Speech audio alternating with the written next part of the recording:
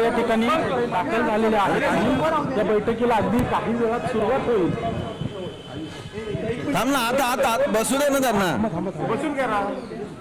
बसू दे थांबा मग.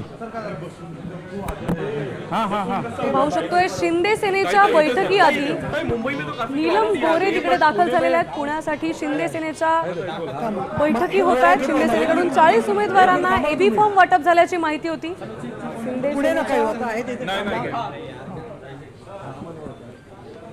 तुम्ही मागे थांबा, आधी एक पाऊल मागे सरका, नीट अंतर सोडा. बैठक होते परत एकदा भाजप सेना युतीबाबत काय निर्णय होईल का किंवा काय चालू? एक तर आपल्याला कल्पना आहेच की वरिष्ठ स्तरावरती म्हणजे माननीय एकनाथजी शिंदे आणि भारतीय जनता पक्षाची नेते मंडळी देवेंद्रजी फडणवीस यांच्यात काही चर्चा चालू आहे. या संदर्भामध्ये काही प्रगती अजून झालेली आम्हाला कळलेली नाही आहे आणि म्हणूनच तुम्हाला कल्पना आहे की आमच्याकडच्या काही जागांबद्दलचे उमेदवारांनी फॉर्म भरलेले आहेत. तथापि त्यांना अजून आम्ही एबी फॉर्म सगळ्यांना दिलेले नाही आहेत.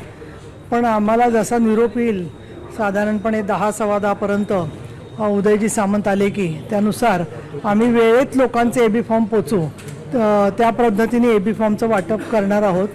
सन्माननीय विजय शिवतारे, उदयजी सामंत, मी तसंच श्री धांगेकर, नाना भानगिरे यांच्यामध्ये सुद्धा चर्चा होऊन त्याचबरोबर अजय बापू भोसले सगळ्या पदाधिकाऱ्यांमध्ये चर्चा होईल.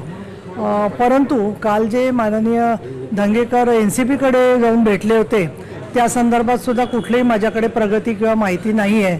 त्यामुळे ती एक सदिच्छा भेट फक्त असावी असं मला वाटतं.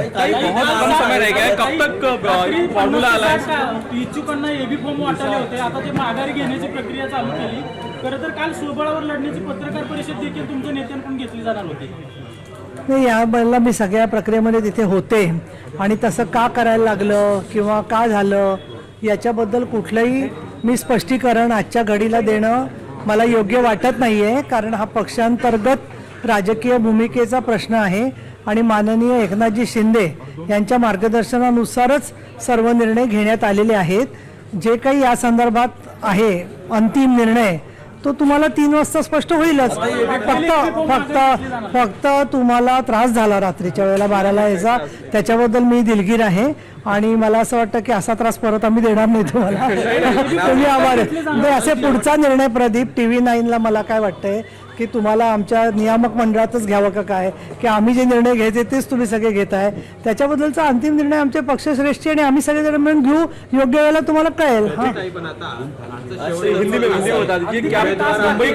कधी मी सांगितलं तुम्हाला 1 ते नाही उमेदवार हे पण आमचे उमेदवार सगळे तयारीचे आहेत. शिवसैनिक जे आहेत ते आम्ही त्यांना काल सगळ्यांना भेटून समजावून सांगितलेलं आहे की वरून जो निर्णय होईल तो स्वीकारायचा आहे आपल्याला. वरून काय निर्णय आला ते प्रत्येकाला बोलवून आम्ही सांगणार आहोत त्याप्रमाणे जे आहे ते. आणि बाकीचे ज्यांना बोलवू आम्ही त्याबद्दलची त्यांना उमेदवारांना माहिती दिली जाईल. भाजपसोबतच जाणार. मी याच्यावर कुठलंच भाष्य करणार नाही आहे. तुम्ही खूप हुशार आहात लोक, त्यामुळे काय ते समजून घ्याल असं मला वाटतं.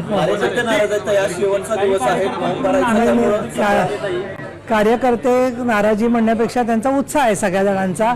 पण याबद्दल शेवटी असं आहे की